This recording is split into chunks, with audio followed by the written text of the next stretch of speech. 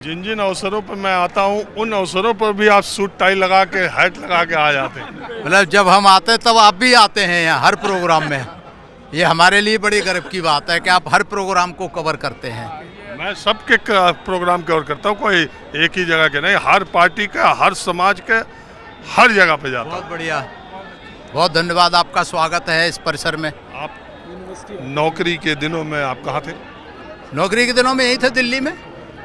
नौकरी के दिनों में भी हम बीएसपी का काम करते थे, बाम सेब का करते थे, आज भी कर रहे हैं और मरते दम तक करते रहेंगे। मैं ये कहता हूँ लोगों से कि मैं बीएसपी साहब कांसीराम का अंधभक्त था, बहन जी का अंधभक्त था, अंधभक्त हूँ और अंधभक्त रहूँगा मरते दम तक। ये मेरा दावा है। कभी मिलेंगे फिर आपसे हम बताते रहेंगे जी। चंद्रशेखर भीम आर्मी बना करके जो इस चुनाव में एक फोर्स बनने की कोशिश कर रहे हैं, उनके बारे में क्या विचार है आप? देखो, कौन सा ये पार्टी वाले की? अच्छा, मेरे हिसाब से एक चंदू है, वो चक्की चलाता है। मैं सोच रहा था आप उसके बारे में पूछना चाह रहे हैं, तो वो जिसकी बात कर रहे हैं, जहाँ से सांसद हुए वहाँ से आपकी पार्टी को कितना टिकट वोट मिला मालूम है? हाँ, ऐसा है ना, जहाँ से सांसद हुए कैसे हुए वो आपको पता होगा। मैं गया था उनके साथ, जनता। हाँ, गए होंगे ना। तो वो कैसे हुए हैं कि बीजेपी, कांग्रेस और सबने उनको सपोर्ट किया है केवल उसको बढ़ाने के लिए, चमकाने के लिए। ये होता है ना, जैसे साहब कांसीराम कहते थे कि वो बटन वाले नेता, क्या उनका बटन तो बीजेपी के साथ में है। जब बटन ऑन करेंगे तो लाइट जल जाएगी, जब बंद कर देंगे तो बुझ जाएंगे। ऐसा उनके साथ शुरू तो बहन जी के बारे में सब बोल रहे हैं, देखते होंगे आप। देखो, बहन जी के बारे में बोलने वाले बहुत हैं। पूरा आज की तारीख में अगर कोई नेता से, कोई सारी पार्टियां, सारे नेता डरते हैं तो वो केवल और केवल बहन जी हैं। किसी नेता से कोई नहीं डरता।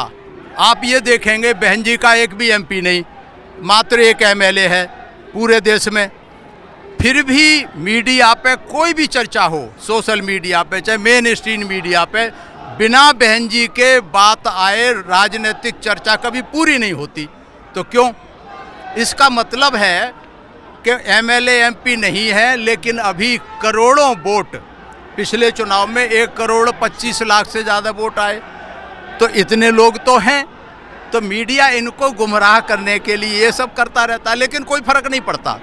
बीएसपी का जो वोटर है, आपने अगर 9 अक्टूबर की रैली अटेंड की हो तो वहाँ लैया चवेना लाए हैं, सड़क पर बैठ के खा रहे हैं। मैं भी गया था बस में यहाँ से, वहाँ पता लगा टॉयलेट जाने की व्यवस्था नहीं है, कोई वो है, लेकिन फिर भी गए सारे लोग। तो ये जो बहुजन समाज पार्टी का कारवां है, ये महापुरुषों का, ये बीएसपी का नहीं है सिर्फ। ये शुरू होता है ज्योतिबा फुले से और गौतम बुद्ध से लेकर के, उनकी विचारधारा का कारवां है।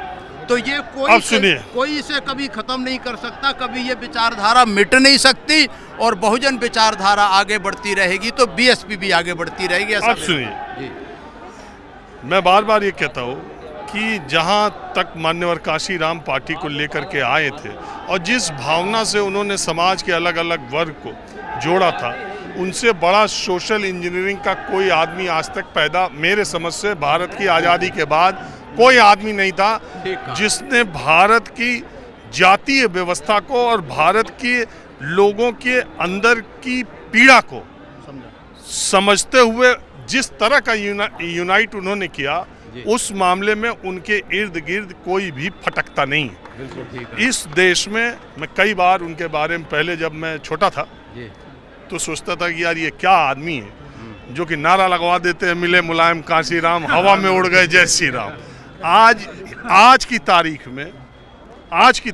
में हिंदुस्तान में किसी नेता का ये नारा लगवाने का मादा नहीं है। उस समय भी नहीं था।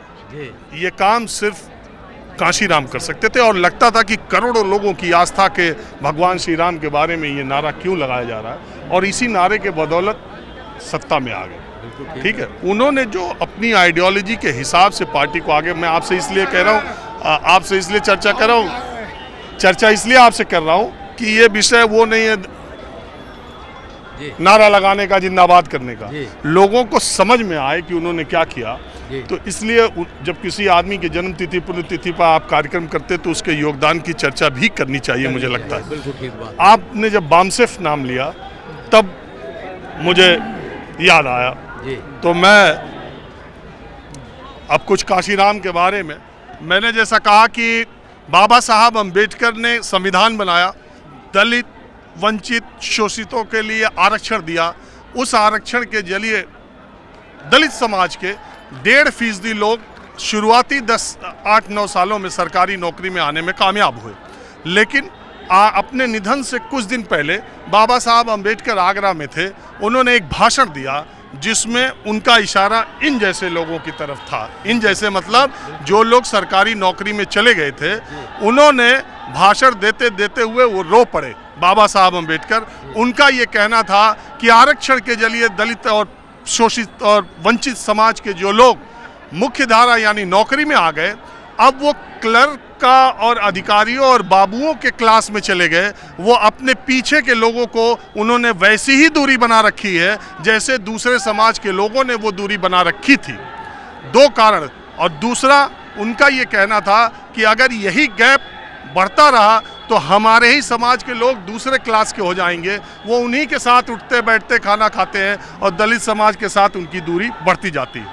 उस समय मान्यवर काशीराम की उम्र सिर्फ 22 साल थी और इस घटना का असर देश के कितने लोगों पर पड़ा नहीं पड़ा, मान्यवर काशीराम पर इसका असर ये पड़ा कि वो DRDO की नौकरी करने के लिए पूना में जब गए तो उन्होंने बाबा साहब अम्बेडकर की बातों को याद करते हुए वहाँ पर महात्मा बुद्ध और अम्बेडकर जयंती के मौके पर वहाँ की छुट्टी कैंसिल कर दी गई। काशीराम ने उसके लिए लड़ाई लड़ी और उसके बाद अदालत का दरवाज़ा खटखटाया और उन दोनों छुट्टियों को वहाँ पर बहाल कराया। इसके बाद भारत की जातिवादी व्यवस्था के बारे में उन्होंने गहन अध्ययन किया और उसके बाद उन्होंने नौकरी छोड़ करके बहुजन समाज के लिए काम करने का फैसला किया। काशीराम, बाबा साहब अम्बेडकर जो न कर सके वो काशीराम ने किया। भारत की आज़ादी के बाद मैं हमेशा ये बात कहता हूँ कि भारत की सामाजिक व्यवस्था को समझने में जो काशीराम ने किया वो दूसरा कोई व्यक्ति भारत में नहीं कर सका। आज भी ये बात मैं इसलिए कह रहा हूँ कि अगर भारतीय जनता पार्टी ये नारा देती है सबका साथ सबका विकास, उसमें काशीराम की सोशल इंजीनियरिंग पीछे छुपी होती है। अगर अखिलेश यादव PDA का नारा देते हैं तो उसमें काशीराम की सोशल इंजीनियरिंग है। अगर राहुल गांधी जातीय आरक्षण की बात करते हैं, अगर राहुल गांधी प्राइवेट सेक्टर में दलितों की बात, पिछड़ों की बात करते हैं तो उसकी फिलॉसफी काशीराम ने दी थी। और दूसरा, एक महत्वपूर्ण बात यह भी मैं बताऊं, हमेशा काशीराम का यह मानना था कि जिस वर्ग में आप हैं उस वर्ग का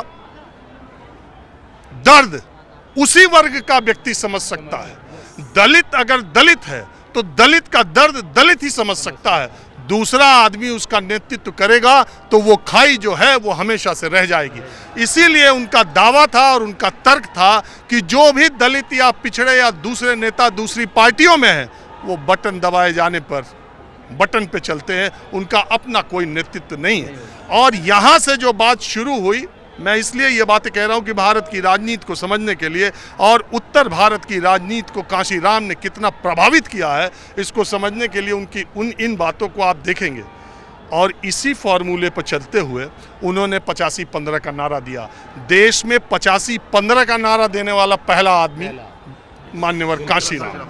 मैंने क्या कहा, जो काम बाबा साहब अम्बेडकर न कर सके, हालांकि उनके पास समय बहुत कम था, आज़ादी के बाद 9 साल तक ही वो इस पृथ्वी पर रहे, इसलिए समय उनके पास कम था, लेकिन इसके बावजूद काशीराम ने जो काम किया वो दूसरा कोई कर न सका।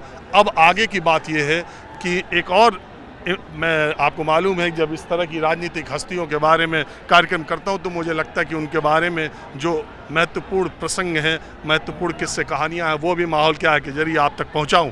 एक और मज़ेदार किस्सा,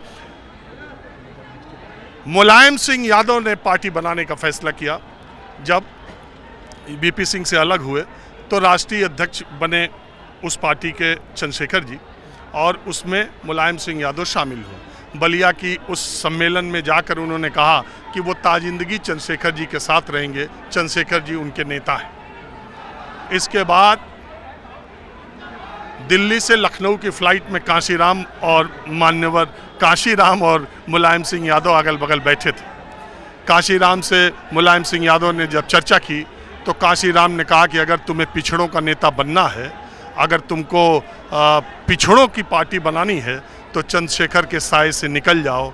कभी भी अगर पार्टी का मुखिया फॉरवर्ड होगा, सामान्य होगा, तो विचारधारा की दृष्टि से कुछ लोग भले समाजवाद के नाम पर चंद्रशेखर से जुड़ जाएं, पूरा बहुमत, पूरी मेजॉरिटी और उस वर्ग की तुम्हारे साथ नहीं जुड़ेगी। मेरा मशवरा यह है मुलायम सिंह कि आप एक पार्टी बनाओ और उसके मुखिया खुद बनो, तब आपके साथ पिछड़ा खड़ा होगा। और उन्हीं के सलाह पर, उन्हीं की राय पर मुलायम सिंह यादव ने समाजवादी पार्टी का गठन किया और चंद्रशेखर जी से ये बात जाकर के बताई। चंद्रशेखर जी ने अपनी आत्मकथा में, अपनी एक किताब में इस बात का जिक्र किया है कि मुलायम सिंह ने उनका साथ क्यों छोड़ा। चंद्रशेखर जी ने कहा, काशीराम की ये सलाह बिल्कुल उपयुक्त है, आप मेरी पार्टी के बाकी लोगों को जिसको लेके जाना चाहते हो लेके जाओ और आप पार्टी बनाओ। और उसी के बाद देखिए, बात ये है कि उस समय ये राम मंदिर आंदोलन बहुत तेज चल रहा था और काशीराम का दिमाग इस बात पर चल रहा था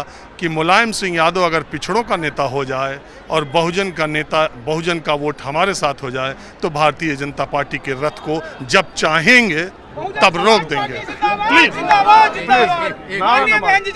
नारा मत मारिए। मैं रैली कवर करने नहीं जाता हूँ, इसीलिए ये बातें ऐसी हो रही है जिससे समाज में काशीराम जी के बारे में, उनके योगदान के बारे में पता चले, उनके जन्म तिथि की बात चले, उनके मिशन की बात, तभी तो वो नारा दिया जाता है, बाबा तेरा मिशन अधूरा काशीराम करेंगे पूरा, काशीराम जी करेंगे पूरे। कम जगाई।